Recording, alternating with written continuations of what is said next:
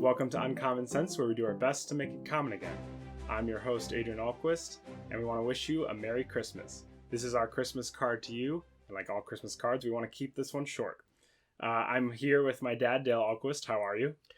The better for your asking, Adrian, and tell me, what do you mean by short? Under 120 minutes? Yeah, hopefully under around that. Yeah. That's good. That's almost like a Christmas card. Yeah. Hopefully you can go and celebrate the holidays. We have actually a special thing, though, even in a short time that we're going to be talking. We have a poem that we want to read by Chesterton. We already discussed some of Chesterton's quotes and sayings when we were talking about Advent. It applied to Christmas. So now we're going to up it to a poem. And do you want to explain a little bit about it? Yeah, this is Chesterton wrote many poems for Christmas. His Christmas cards that he and his wife sent each year would include a poem either by Gilbert or by Francis. And some of his earliest Christmas poems, even before he launched his career as a writer, are some of the very best. We're going to be reading one of those right now. I want to just quote quickly from Macy Ward's great biography of Chesterton, where she says, "Some men, it may be, are best moved to reform by hate. But Chesterton was best moved by love. And nowhere does that love shine more clearly than in all he wrote about Christmas." And he does. He nails everything about Christmas, and poetry is a sort of a shortcut to the truth. He could say more in less words in poetry, and we're going to talk less about the poem, and we're going to actually do the poem. But this poem is actually going to be accompanied by some lovely illustrations. Yes. I wanted to say that this poem was featured in a previous issue of Gilbert Magazine, so if you remember, you might have seen this. It was a while ago, but you can actually still see it on the website in PDF form. But yeah, this poem was accompanied by great illustrations. Do you want to talk about those? Yeah, the paintings were by an artist named Beatrice Wyszynski, and she passed away in 1974. She had written a small book of Chesterton poems that she had illustrated with some watercolors, and it was never published in her lifetime. And her estate gave the poetry to us, and we published these for the first time in Gilbert. There's actually a few unpublished ones still, but this one was the first one we did, and it's called The Wise Men. Yeah, you take it away. The Wise Men. Step softly under snow or rain to find the place where men can pray. The way is all so very plain that we may lose the way. Oh, we have learnt to peer and pore on tortured puzzles from our youth. We know all labyrinthine lore. We are the three wise men of yore, and we know all things but the truth. We've gone round and round the hill and lost the wood among the trees, and learnt long names for every ill, and served the mad gods, naming still the Furies, Eumenides. The gods of violence took the veil of vision and philosophy.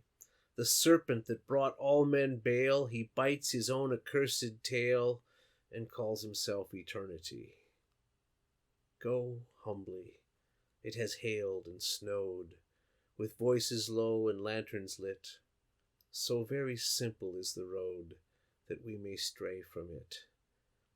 The world grows terrible and white, and blinding white the breaking day. We walk bewildered in the light, for something is too large for sight, and something much too plain to say. The child that was ere worlds began. We need but go a little way. We need but see a latch undone. The child that played with moon and sun is playing with a little hay. The house from which the heavens are fed, this old strange house that is our own, where tricks of words are never said, and mercy is as plain as bread, and honor is as hard as stone. Go humbly, humble are the skies, and low and large and fierce the star. So very near the manger lies, that we may travel far. Hark! Laughter like a lion wakes to roar to the resounding plain, and the whole heaven shouts and shakes, for God himself is born again, and we are little children walking through the snow and rain.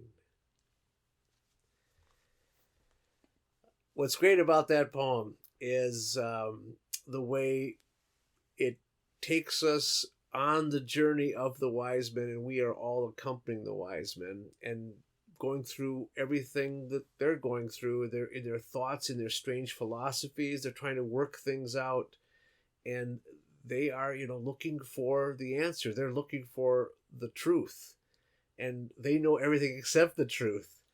And it all builds up very, very prophetic. Yeah. We know long words for everything. Yeah, I was going to say, I like that it's taking the perspective of the wise men. We usually get the perspective of Mary and Joseph, and all of a sudden the wise men show up. But it makes more sense from our perspective, to take it from the wise men, because we're more like the wise men, and we're trying to follow the signs and heed divine revelation to get to Jesus. So. And that's where it ends, and I love the image that it ends with the wise men are little children. Yeah. That's great. Yeah, I mean, that is great. Unless you become like a little child, you really cannot see the kingdom of heaven. Yeah, and the illustrated poem shows that beautifully, but it's illustrating Chesterton's great words. Yeah. Well, it's the end of the year. It's the end of a crazy year. But we want to thank you for all the support you've given us, and thank you for listening and watching Uncommon Sense. And yeah, that's it. Merry Christmas. Merry Christmas. Until next time, help us make uncommon sense more common.